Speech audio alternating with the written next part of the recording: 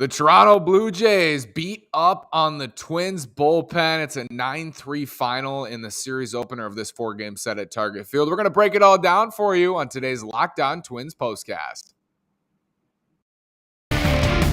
You are Locked On Twins postcast, part of Locked On Sports Minnesota, your team every day.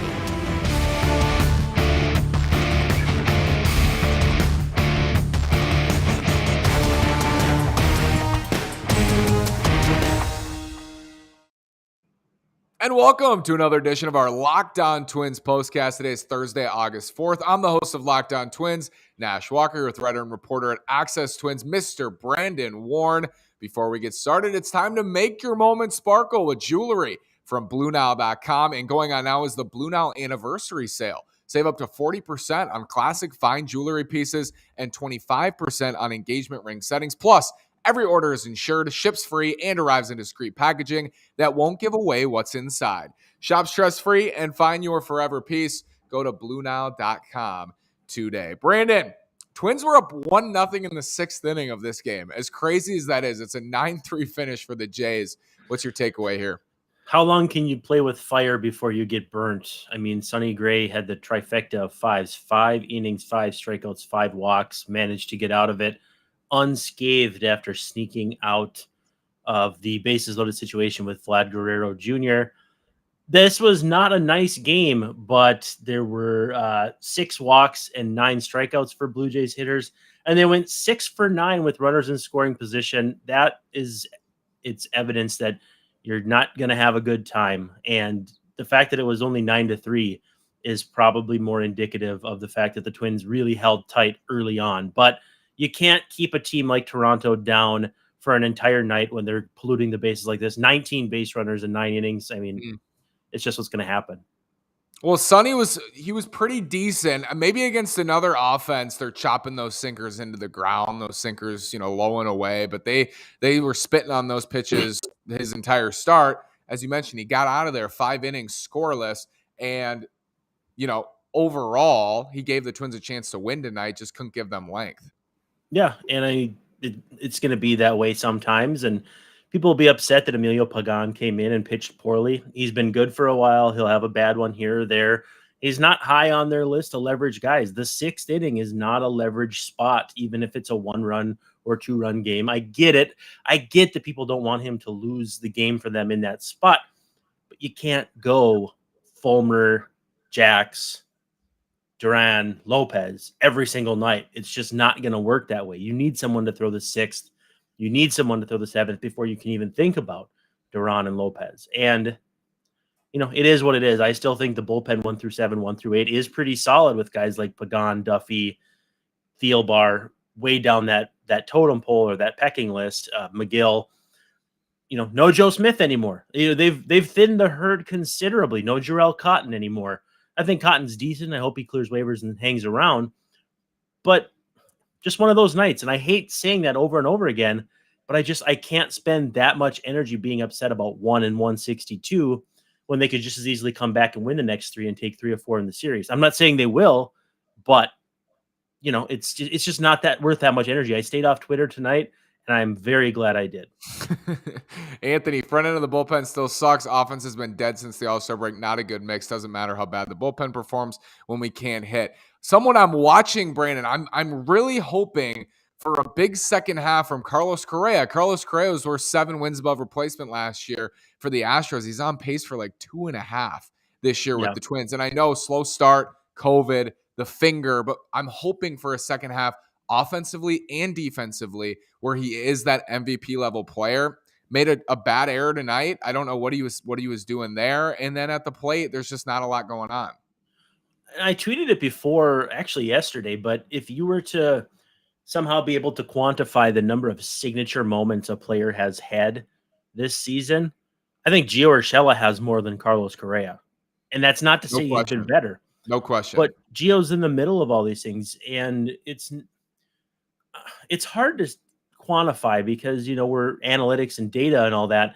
But guys who just find themselves in that situation more often than not, it makes you wonder if there's just some kind of force there, like an angels in the outfield force or something. But I mean, This could just as easily be rendered moot by Correa hitting 400 the rest of the way, finishing the season as a 6-win player, and you or I look like soothsayers rather than schmucks. But he needs to heat up again. But you know what? He started slow too and heated up and then slowed down. So maybe it's a year where he's going to be kind of ebb and flow as opposed to just awesome or very good all season long.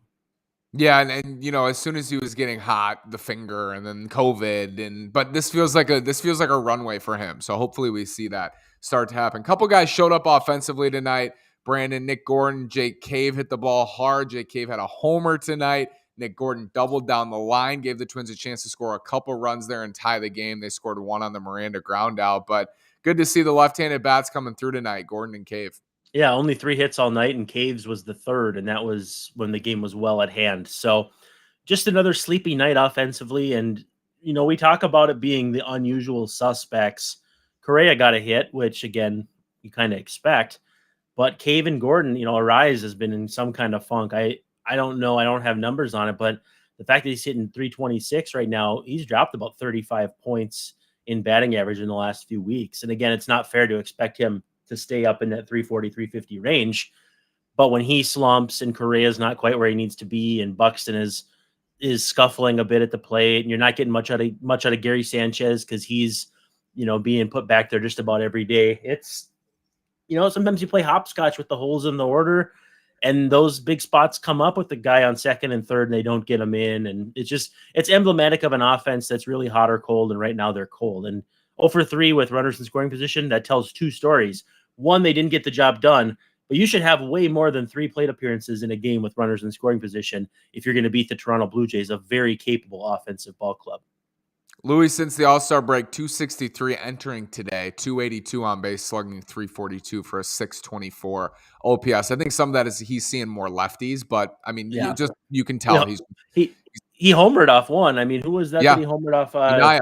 Yep, Manoah. Yeah. That's a legit guy to homer left on left. Twins lost, but so did the Sox and Guardians. We'll talk about it after this word from Built Bar. Built Bar is delicious, yes, but Built Bars are healthy. It's really the best of both worlds, and you're going to love the new cookie dough chunk puff. Whether you need a snack for your workout, a late night treat, or just need to grab a quick bite, Built is the perfect protein bar, and they taste better than a candy bar. Ditch the calories, fat, and sugar. Grab yourself a Built Bar. Go to Built.com. Use promo code LOCKED15 and get 15% off your order. Use promo code LOCKED15. So the Sox and Guardians both lose. Sox in Texas lose 3-2 to the Rangers, and the Guardians destroyed by the Astros and Justin Verlander at home, much like the Twins with Manoah and the Blue Jays. The AL Central, it just means more, Brandon. It sounds like a slogan, but and by the way, I love the enthusiasm you have for the ad reads, and I kind of gauge how the Twins played by your intro. You're welcome. So I thought I'd share that with you. Yeah, I mean, every night the Twins are needing to rely more on the other teams and how they're facing the White Sox and Guardians because they haven't necessarily taken care of business in head-to-head matchups. And again, too, it's not a crime to lose to Alek Manoah. Alek Manoah is a freaking good pitcher, man. It's not a crime to lose to that offense. It hurts more when Whit Merrifield goes off on you than it does Vladimir Guerrero Jr. Whit Merrifield's struggled all year, and he gets a couple hits, and he's doing things out in center field. So it's a 1-game deal. I think there were issues. Correa had some problems. Arise had some problems at first base. Miranda had some problems at third.